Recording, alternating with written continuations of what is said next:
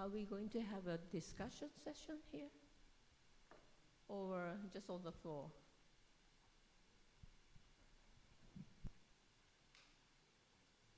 Are we asking everyone to come for the podium?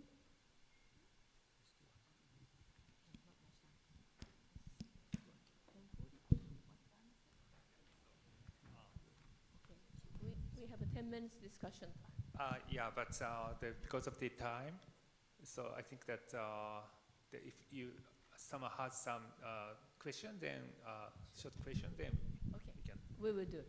Okay. Any question from floor, and mention who you want to ask.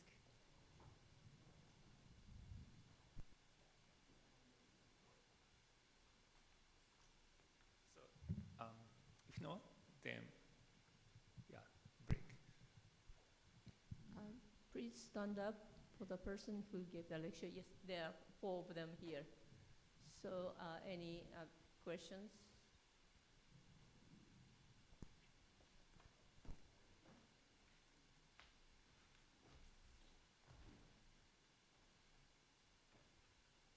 All right, let's start. We have had some wonderful presentations, and the Giles really rained on our parade, right? Because MRA, as it were, is probably not the way to go, at least for the immediate future, and CT is taking up a lot of that space. Now, listening to one of the next presentations of Susanne and also of Jun, the question is this perhaps the killer application? We should look at flow, or we should look at the vessel wall composition, which we have done for many, many years as well, but I don't think it has found its way into guidelines either. So I was wondering a little bit, what is really the killer application of MR of the topics you have talked about?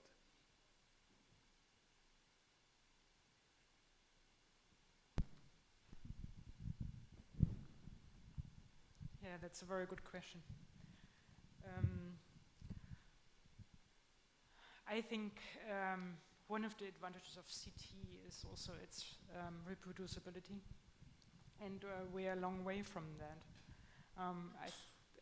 Even for vessel wall imaging, we are a long way from that. So we really, if we figure that out, I think these are killer applications, especially for the flow MRI, where I haven't seen similar images from any other modality and vessel wall imaging. So I do think it could be, but we have to work on it. I don't know if anybody has a different answer to that.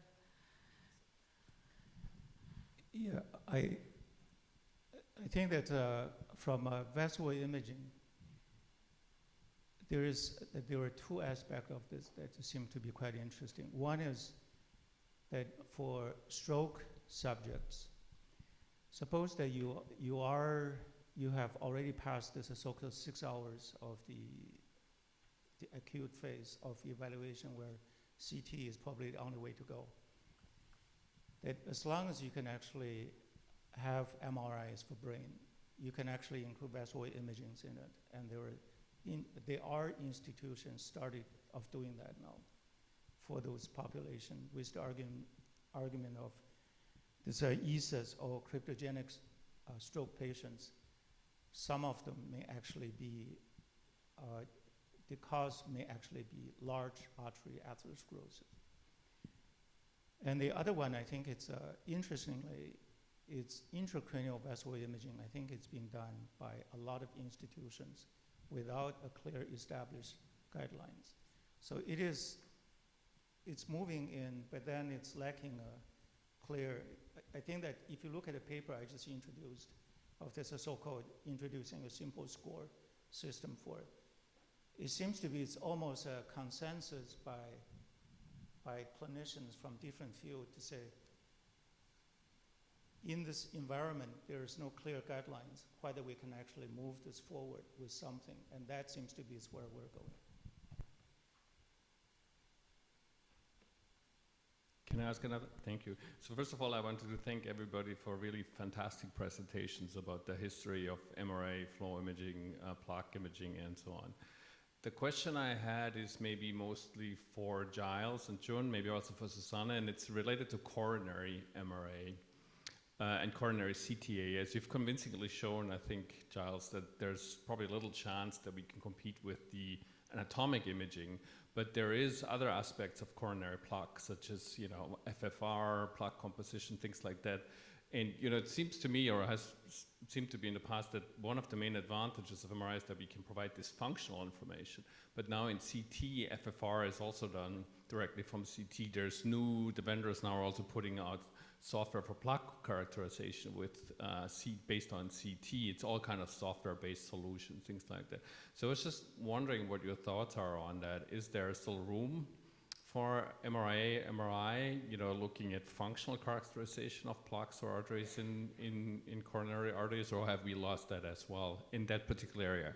I think Jun has nicely shown in the carotid arteries, I think MRA is way ahead for wall characterization, but what about the coronaries?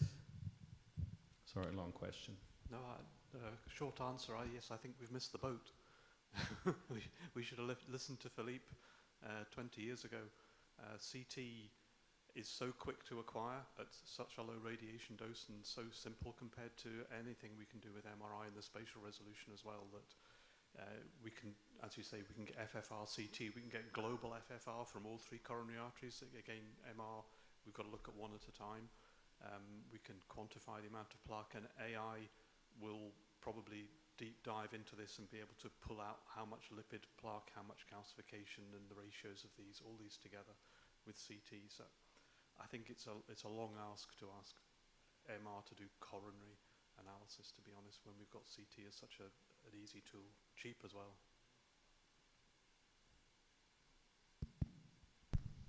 I think I agree with that statement on coronary arteries. Maybe one last comment, question to the group. So I think one challenge is that in some respects, the MRA approach is often like it's like the black box AI tool that we use.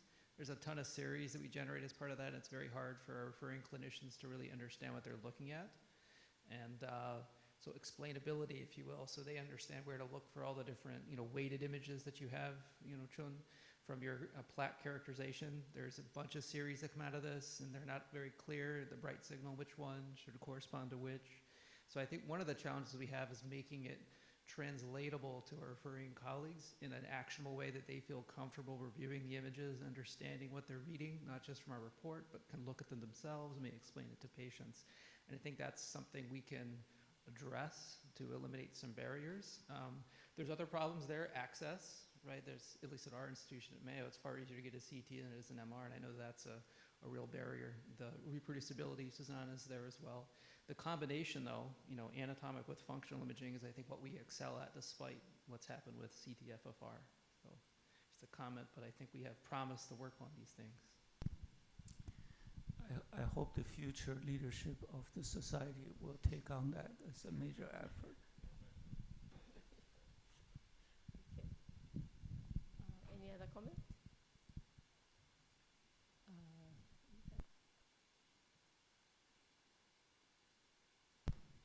I just overheard yesterday discussion about overdose, so I mean of the radiation.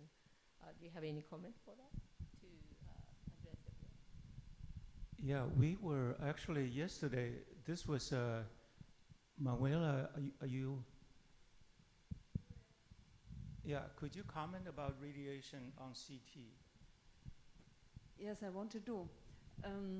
Actually, I looked into the radiation doses of our patients, and I was so much surprised that some CT examinations contain radiation doses up to 60 millisievert. Normally, we talk about 2 or 3 millisievert, but what we see in practice is really another fact. And I don't know why in the papers are written much lower doses as we see in the practice. But as a clinical radiologist, I see the main problem in the acceptance of MR. The vascular surgeons do not want to read the pictures. They only want to read the pictures by themselves. They don't want to have help. And that's why they prefer CT. This is very simple. Unfortunately, there are some colleagues they like, but the majority don't want to read these pictures. Maybe we need a generation change there as well. Sorry to say. No, any other questions? I think we had a very good balance of discussion for future. And thank you so much for all the speakers. And I would like to close the session.